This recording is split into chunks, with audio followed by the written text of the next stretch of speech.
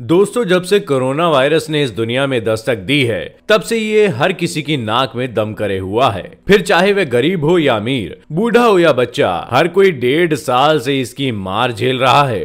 भारत में भी कोरोना की 2 लहरें आ चुकी हैं, जिनमें से दूसरी लहर भारतवासियों को कभी ना भूलने वाला दर्द देकर गई है, क्योंकि इसमें लाखों लोगों की जिंदगी तबाह हो गई। हालांकि मौजूदा समय में भारत में तीसरी लहर का खतरा भी मंडरा रहा है और विशेषज्ञों के अनुसार ये बहुत ही जल्दी भारत में दस्तक देगी। तो चलिए जानते हैं कि आखिर तीसरी लहर कब आएगी और इसका हमारे ऊपर क्या प्रभाव रहेगा। इसलिए प्लीज ब्राइट ज्ञान की इस वीडियो को स्किप किए बिना अंत तक बने रहिएगा।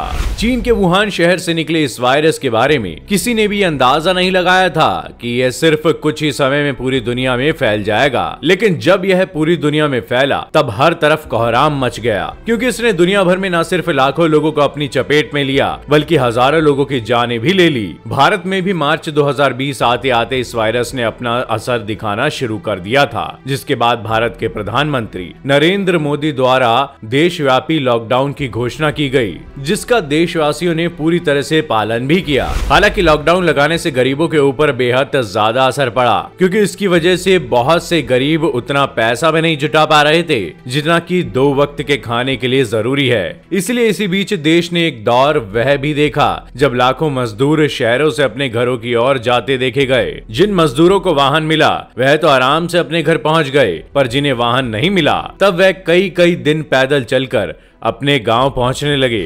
हम सभी ने वह खबर भी सुनी जब ट्रेन की पटरियों के करीब से जा रहे कुछ मजदूर हादसे का शिकार हो गए, जिसमें उनकी मौत हो गई। उस समय तो मानो ऐसा लग रहा था कि भारत में कयामत आ गई हो। खैर, जल्द ही संकट के बादल धीरे धीरे छटने लगे और लॉकडाउन भी हटाया जाने लगा, जिसके बाद बाजारों में फिर से रौनक बढ़ी और लोग मास्क लगाकर बाहर भी निकलने लगे। हालांकि कोरोना का खतरा टला तो नहीं था, पर कम जरूर हो गया था, जिस कारण लोग भी अब उतनी सावधानी नहीं बरत रहे थे जितनी शुरुआत में उनके द्वारा बरती गई थी। दिवाली के बाद तो मानो दोस्तों, देश में एक ऐसा समय आ गया जब सभी ने सोचा कि अब तो कोरोना खत्म हो चुका है और उन्हें कोई खतरा नहीं है। सरकारें भी बेपरवाह होने लगी और लोग अब बिना मास्क के सड़कों पर निकलने लगे। इसी बीच जनवरी में वैक्सीन भी आ गई और लोगों का बड़े स्तर पर टीकाकरण होने लगा। लेकिन तभी मार्च की शुरुआत में ही भारत में कोरोना मामलों में उछाल देखा गया, लेकिन इसने लोगों का ध्यान नहीं खींचा, क्योंकि अब लोग बेपरवाह हो गए थे और उनके लिए कोरोना कोई बड़ी चीज नहीं रहा था। इधर देश के 4 राज्यों में चुनाव भी हो रहे थे और नेताओं की रैलियां और जनसभाओं में हजारों की भीड़ जुटी हुई थी। मगर कोरोना तो कोरोना था, उसे तो अपना विकराल रूप दिखाना ही था, जिसकी शुरुआत अप्रैल की शुरुआत में हो गई, क्योंकि देश में कोरोना का डेल्टा वेरिएंट फैल गया, जिसने लाखों लोगों को अपनी चपेट में लेना शुरू कर दिया। दोस्तों, ये कोरोना की दूसरी लहर थी और ये इतनी ज्यादा घातक थी कि इसने अपने रास्ते में आए किसी भी इंसान को नहीं छोड़ा। एक तरफ जहां देश में रोजाना कोरोना के लाखों नए मामले आ रहे थे, तो वहीं दूसरी तरफ हजारों लोग इससे अपनी जान भी गंवा रहे थे। इधर सरकारें भी देर से ही सही लेकिन हरकत में आई और देश के कई राज्यों में एक बार फिर से लॉकडाउन की शुरुआत हो गई। खैर, लॉकडाउन में बहुत ही देर हो चुकी थी, क्योंकि तब तक लाखों लोगों को कोरोना हो चुका था, जिससे अस्पतालों में इतनी ज्यादा भीड़ हो गई कि इसने स्वास्थ्य सुविधाओं की पोल खोल दी।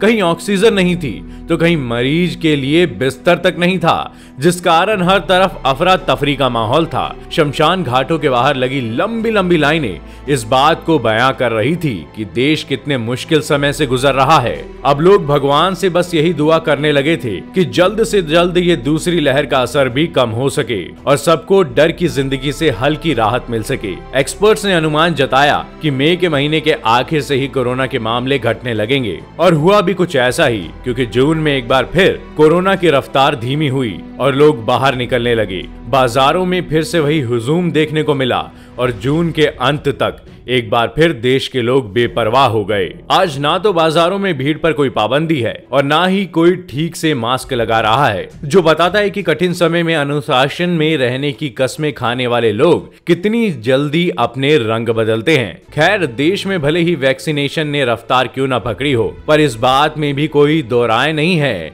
कि आने वाले समय में तीसरी लहर देश में दस्तक दे सकती है, जिसका अनुमान एक्सपर्ट्स काफी समय से लगा रहे थे। अब मौजूदा समय में एक बार फिर कोरोना ने लोगों का ध्यान अपनी तरफ खींचा है, क्योंकि अब देश में हर जगह तीसरी लहर की चर्चा होने लगी है। सरकारें भी इस बार कोई लापरवाही बरतने के मूड में नहीं लग रही।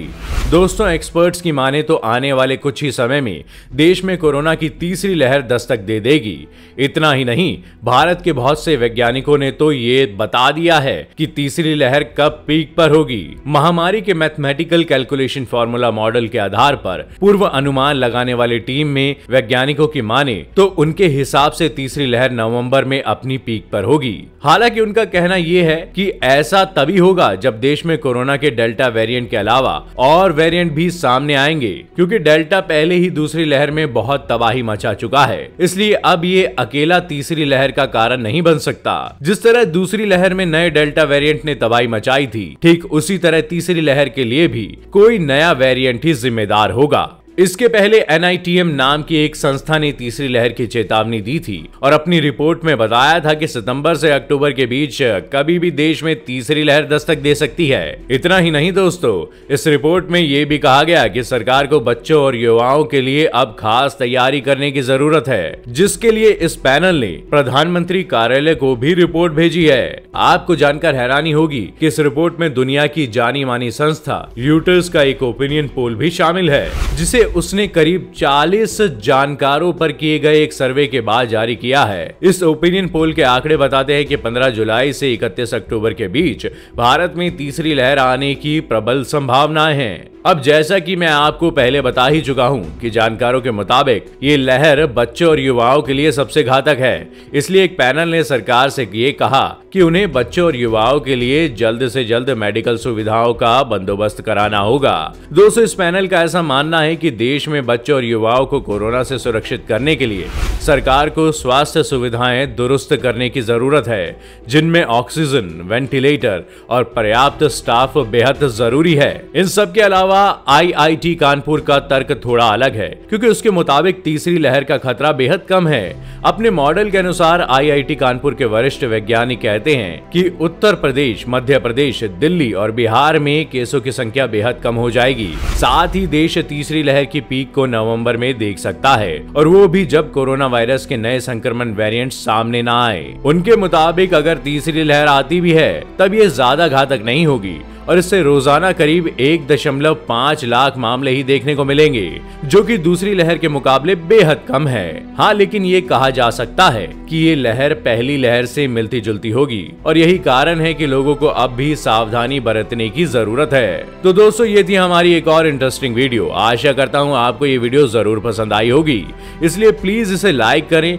और हाँ, जाते जाते चैनल को सब्सक्राइब जरूर कर ले। धन्यवाद। दोस्तों, आपकी स्क्रीन पे 2 और वीडियोस दिख रही हैं, जिसे देखने के लिए आप इस स्क्रीन पर क्लिक करें। दोनों देखिएगा, बहुत अच्छी वीडियो बनी है।